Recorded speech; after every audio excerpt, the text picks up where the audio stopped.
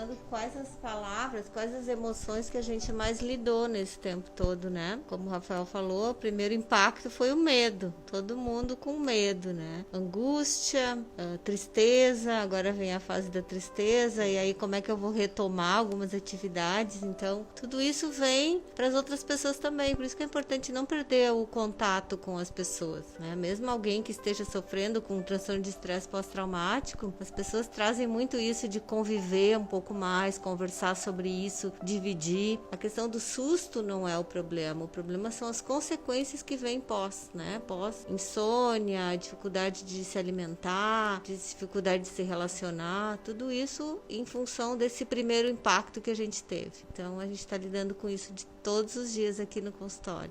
E aprender, né, Celina? Acho que é isso, né, Rafael, assim, para vocês que atendem mais crianças, eu não atendo criança, mas assim, também reaprender esse espaço, né? A gente sempre teve muito esse contexto lá em casa, do dia dos jogos, os jogos de tabuleiro, né? A Celina convive lá em casa, sabe como é a criação dos meus meninos, então tem coisas que eu prezo muito ainda, mas que a gente tem visto se desfazer ao longo desse processo. Então as pessoas estão tendo que reaprender a se relacionar, reaprender a conviver, reaprender a não ter que viver disso, da tecnologia, porque a gente tá vivendo uma outra epidemia, né, que é a infodemia, está adoecendo no mesmo nível. Então, assim, eu acho que se todo mundo olhar pelo viés bom, pela oportunidade, a gente só tem coisas para aprender com essa crise toda. A se tornar muito melhor no nosso convívio, fortalecer os vínculos e a ressignificar, realmente dar valor para aquilo que tem importância, né? Entender que coisas são só coisas e pessoas são realmente o que a gente tem de fortalecimento, o que a gente estabelece como amor, afeto, e é o que realmente a gente consegue fazer com que a ressignificação parta daí. Porque imagina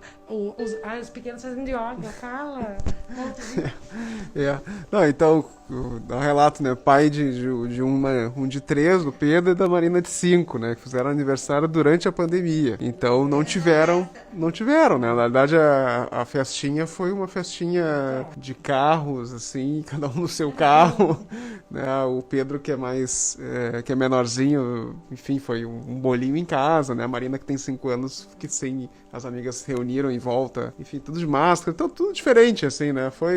No início a gente achava que realmente as crianças iam ter um impacto muito grande, e eu achei que as crianças estão saindo muito bem, assim, eu acho que sim, acho que melhor que nós, eu acho que as crianças estão melhor que nós, assim, e o que a gente fez logo no início, né, quando veio, né, aquela questão de quando que eu vou poder viajar de novo com meus filhos.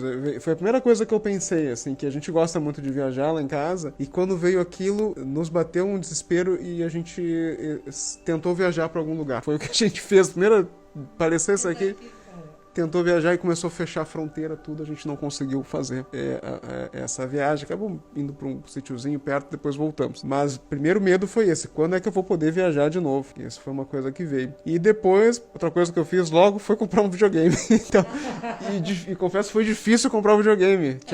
Em Lajeado acabou. Lajeado, os videogames acabaram em Lajeado, a gente não achou videogame mais, e a gente conseguiu lá no site, enfim, das lojas virtuais agora, que é tudo isso, né? Enfim, passou a jogar realmente muito videogame. Então, o que eu tô curtindo é isso.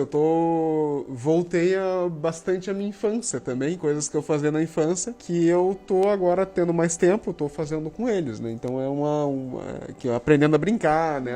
Tá um período que eu tô resgatando muita coisa da infância e adolescência, assim, né? Que eu acho que quando a gente é mais verdadeiro, né? Quando a gente vai crescendo e esquecendo que a gente foi criança, adolescente, querendo ser um adulto, né? Totalmente formal, eu acho que isso adoece muito a gente. Então, tá sendo, como falou, né, ministra, da gente fazer do limão a limonada dessa pandemia, né? A gente não pode ficar só sofrendo, só reclamar, falar mal, sofrer, não resolve o problema. A gente tem que sair mais forte dessa pandemia, reforçar. Acho que sim, a gente vai ter que pensar muito de como é que vão ser nossas novas relações, a intensidade das relações, a gente vai ter que pensar muito nisso. Talvez não vai ser o número de pessoas que a gente tem de amigo, mas a qualidade das relações, que acho que a gente vai ter que reforçar nisso aí. E aí agora, recentemente, que eu botei os meus no yoga, né? Então, estão fazendo aqui na Natal, né, com a Amanda. Muito legal, estão adorando, assim. E eu acho que é uma baita estratégia, né? Eu gosto muito dessa linha, assim, espiritualizada, assim. Pratico, né, a meditação. Hoje eu tô tendo as aulas com o Jefferson Queiroz, também da Tal, né, sobre